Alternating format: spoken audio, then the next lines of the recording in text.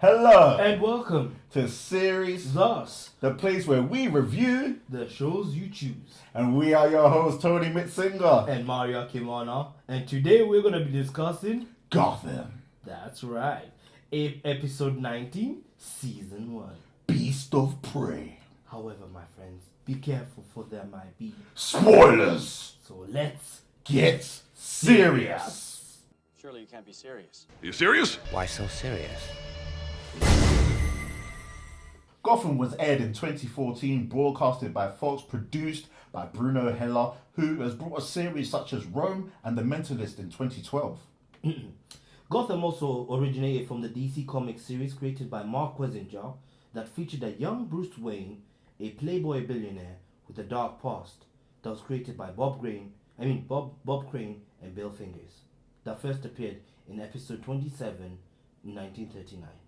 Gotham is a crime drama which is set in the early 1970s in a dark New York in the USA.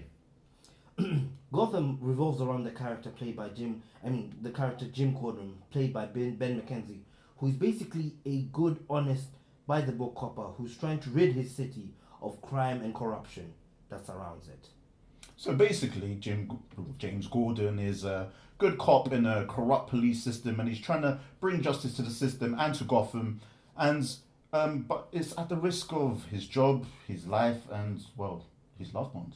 Well, also another thing about the Gotham series, it's part of the crime series that was created by James Webb in 1951 that gave us such hits as Dragnet and our modern day Luther, created in 2010 and played by none other than Idris Elba.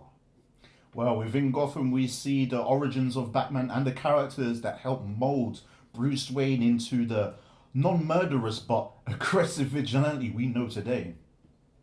I hope you enjoyed the show, so please like, subscribe, and comment. Cool, so the first person I wanted to talk about is Penguin. Yeah, and we're actually concerned, why would he want to buy that derelict, unstable pub? What is so special about it? Well, we start off the scene, he's talking to the lady, obviously, he wants to buy it. Yeah, but the lady don't want no money. She's saying she wants another agreement apart from money, she wants another favor. Yeah. So she's asked Penguin, basically she said, her daughter's run off with a man. She wants him to go. Some hippie guitar player. Yeah. So she wants him to sort him out. To do something. So we see Penguin. We see him on the road. We see him pass Bruce Wayne. By coincidence, a young Bruce Wayne, that guy, by the way. Yeah. And it's just a coincidence of fate that them two are actually in the same place. And as you stated, that he actually does that little 1 second pause. That pause. Precisely was for why? That was for the fans, because all the fans know that Penguin is a major villain and Bruce Wayne becomes Batman. So them two literally crossing paths. You know what I'm saying? Something special. You know what I'm saying? And if you notice something, that's actually the first time in the whole series, in the whole season, that them two have actually crossed paths. You may be right. Actually, I can't actually. There's nothing coming to mind where actually them two have met, because I know Gordon and Penguin have a relationship for whatever reason from the beginning on, obviously. In Gotham, but that's the first time Cobblepot and Penguin and Bruce Wayne, have literally met in the same area. They didn't actually meet though. In the whole series, they've actually been in the same vicinity. Yeah, crossing paths, walking past each other. And so we choose. So we see that nice little fanboy moment, where indeed, Penguin freezes for a second, I feel something strange there. And then we see him in that kind of warehouse place with his henchman, with the guitar player. It's like, come and love, blah blah blah blah blah blah blah. And the henchman wants to kill him. Because the henchman is like, do you want me to shoot him? Do you want me to shoot him, boss? And Cobblepot's like, no. His reaction's like, do I really have to explain myself? You know what I mean? It's like, no, just cut off his fingers, man. Yeah, I'm bored of killing, please. Let's just do something. No, because he couldn't actually kill the boy because he was threatening the boy so he would leave the girl. You know what I mean? But because the boy was like, I'm always in love. Yeah, cut off his fingers because he's a guitar player. So okay, cool. Cut off your fingers, you ain't playing no more. So that has happened. They go back to the place. Mm-hmm. Obviously, you see the mother with the daughter. You know? And she slaps the door like you know, like a bah! Like The door was all like. So after she gets slapped, we see what's it, Cobblepot And the henchman. and the henchman. And what you were saying, the henchman asking Cobblepot, "Why do you want this dump?" Yeah, and that's when Copperbody just looks him straight and says, behind the pictures of Don Maroni, then that's when he says, "Don't you see? I'm gonna kill Don Maroni." Yeah, exactly. And yeah, you're saying something also about that, the fact that you can see that this Cobblepot really wants to use the ladies' establishment as a front, while he really runs into the back. That's my question though. It's like, it's not just that, you know. Obviously, he stated he's going to use it to kill Don Maroni, but is he going to use it for anything else? You know what I mean? Is it going to be An extension of his club, the extension headquarters, whatever? You know what I mean? Was it just for that purpose and that purpose alone? Because we've seen him before. We've seen what he's capable of.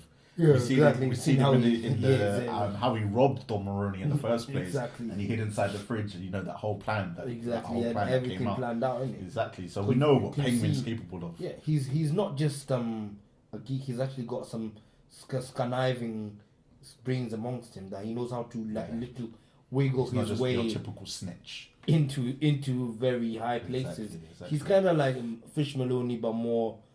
Well, that's who he's creepier. learned from, isn't it? Exactly, she is. After all, He is the umbrella boy. as she did say, as Fish Mooney said that Cobblepot was my shadow.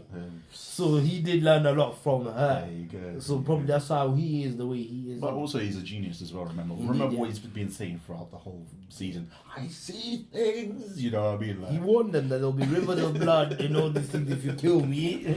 you know what I mean? But what else was there? So how is he going to kill Don Maroni? Yeah, well, personally, I don't know about you guys, but me personally, I think it's going to be a poison thing or something very sinister. Like, Maroni will probably go there and be like, "Hello, Mama, it's been a long time." And just say, you know what I mean?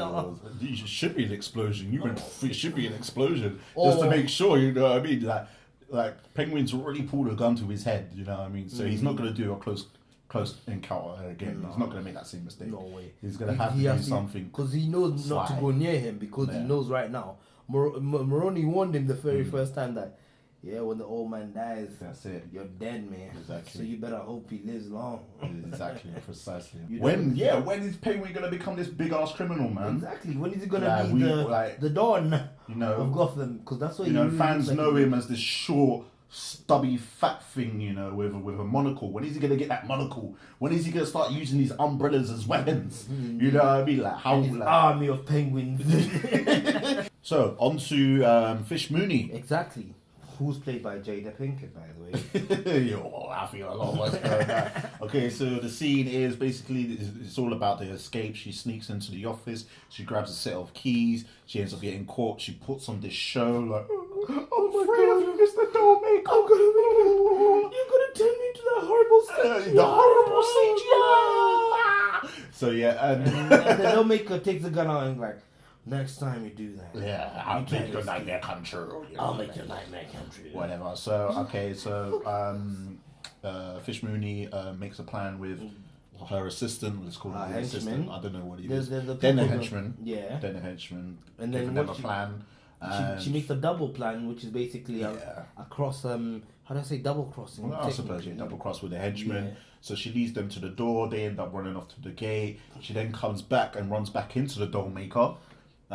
Who's ready to be? Who wants to be up until Yeah, the gate opens The and gate the opens prisoners and come through and beat Uh, them. people power. They Yeah, I beat the mean- crap out of the doll maker, They beat him up. and then they all run away. They all escape into the helicopter and the henchman get shot down.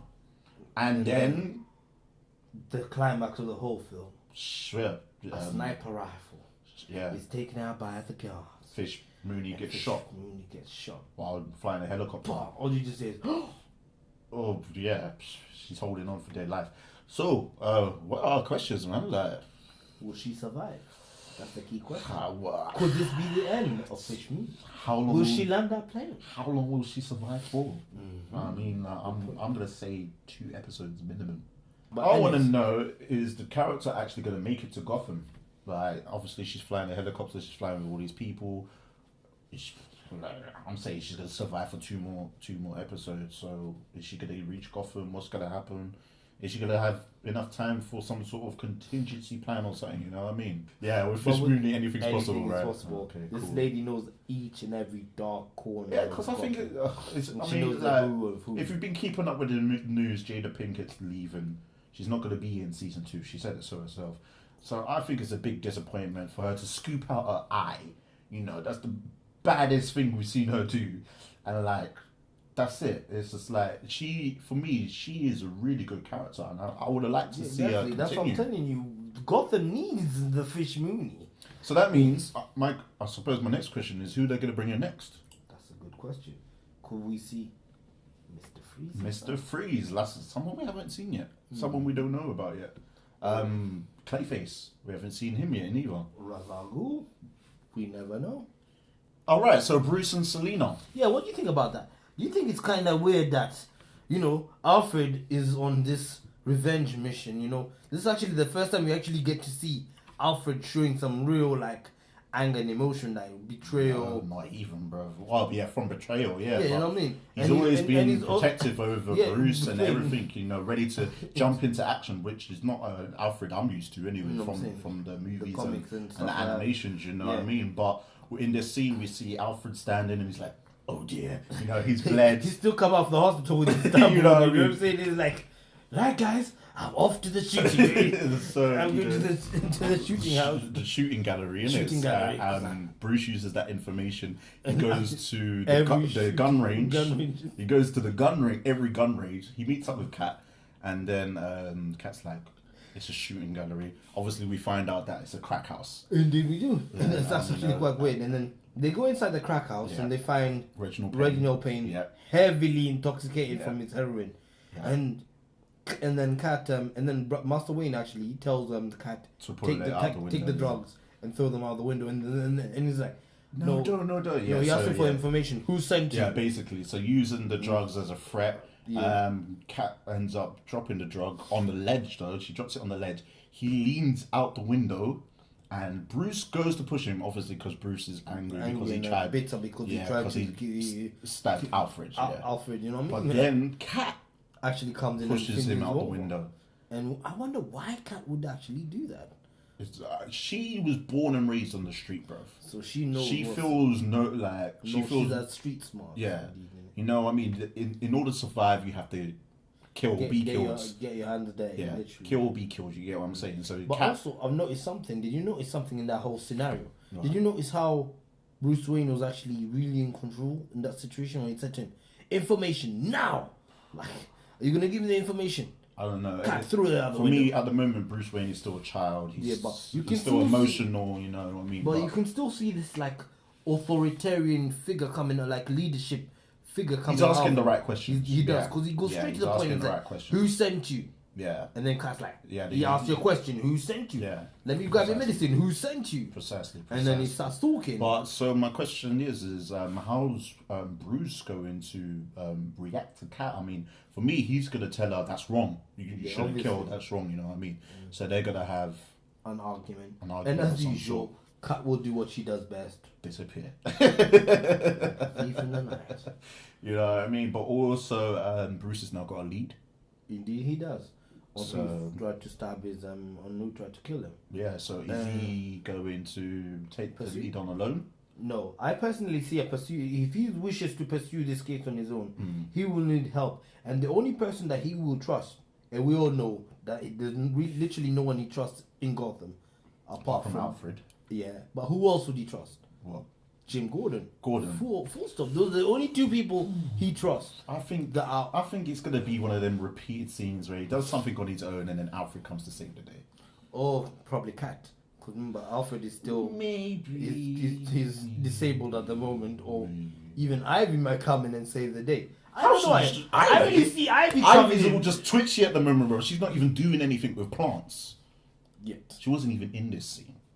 But that's what I personally see. Precisely. I don't know about you, but I personally see that. But what about their relationship? Because we're seeing this playful cat and mouse kind of thing. Yeah, well, do we think that Bruce and Selina are going to be in this short-term relationship, something that's more like boyfriend and girlfriend officially? You know what I'm saying? Well, personally, no, because we know one thing about Selina is every time Bruce tries to get closer, she runs away. Very true. So if it does happen, it won't be. It will really be, as you said, short term. It will just be the fling, a cuddle, a kiss, and before you know it, they might and stay. then her lying to him, and it's like, next oh, thing I you know, thought you loved me. He's like, I never said that. and then before you know it, Selina's off. Yeah, because with Selina, you can see this a girl who has no. She's one of those people. She's scared of submitting to a relationship. I suppose. Yeah. I think because obviously she's abandoned, orphan, innit? Yeah. Orphan girl, so she doesn't have that love for somebody apart from herself. So she always feels that when she gets close to people, she needs to run away. Do you see the same thing, or is it just me? No, I definitely see the same thing, man. I remember a few episodes ago, she reminded me of Tracy Beaker. Oh, my mum's this superstar actress, bloody, bloody, bloody, blah. I'm like, I've heard those lines before. All right, so Gordan and Harvey, his partner. Gordon's been given this case straight away. I knew it was a trick because he was what's the words? He was just curious, like he was why like, so all boasting his ego. It's like, oh, you're for a good cause, and I want to be for a good cause, and that kind of considering thing. when he knows like 80% of the cops there. You know what I mean? It's I'm like, saying, really, so I'm like, really, you're falling for this. It's like he's boasting your ego. Obviously, Gordan being Gordan, he tries to chase it. Harvey warns him. Like, you know what I mean? Fly too close to the sun, and you'll get burned. Like, get up. Get your butt up. You know what I mean? And then obviously we're trying to follow this case. We're introduced to someone called the Ogre. Yes, indeed.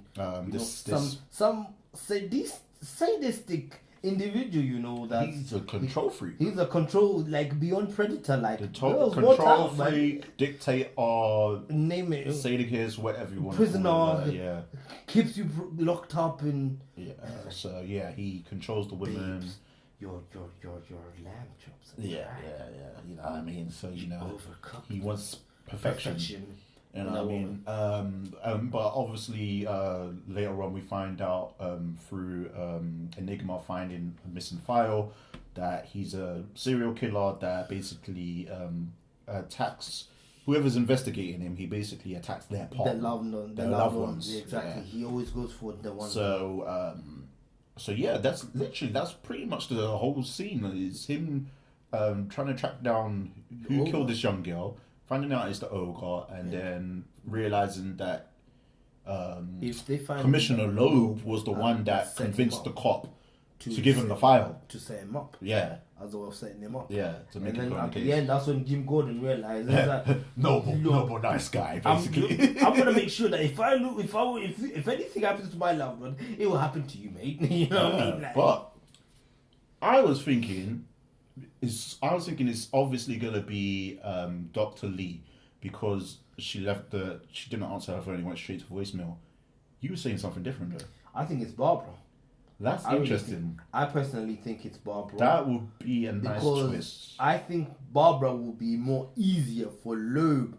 I mean for Ogre to get, because with Lee, she's too much in the honeymoon period. Because the thing is, she's too much in the honeymoon period. What they've showed, they've literally set up. They've shown you. They said this girl, that's the first girl we see that's been killed, is similar to Lee. They live in the same area. They're with the similar age. All that kind of thing. It's saying Lee is next. That's what it's saying. So what you're saying would actually be a really good twist. Yeah, if it was actually Barbara. The problem with Lee is that Lee, we all know, is too much in love with Ogre, and the way Ogre moves is, I mean, too much in love with Gordan. Yes. And the way Ogre moves is that he tries to get like the girls to love him. Yeah, that's because he's a pretty handsome fellow who can get his women. So I don't think Lee will fall for it because she's too much in the honeymoon period with Gordan.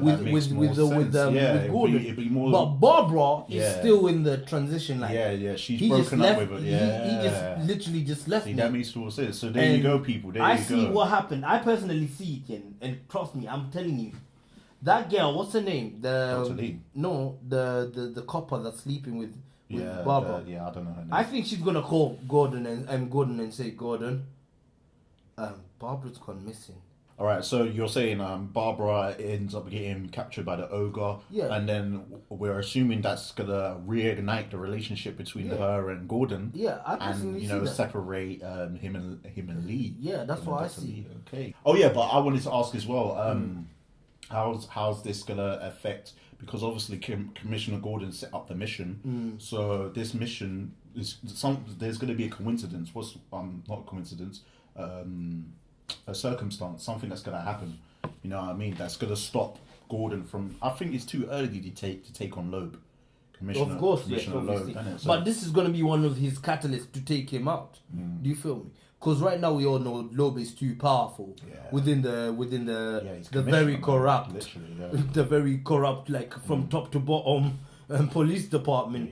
And as you can see, he's quite big friends with all the big shots like Falcone, Maroni, and the mayor and everyone. So they're all in the same pocket. So it's really hard for Jim Gordon to do it right now. It's too early, as he's too powerful. Definitely. So for the entire season of Gotham, season 1, what are we saying so far? I'm rating it for 7.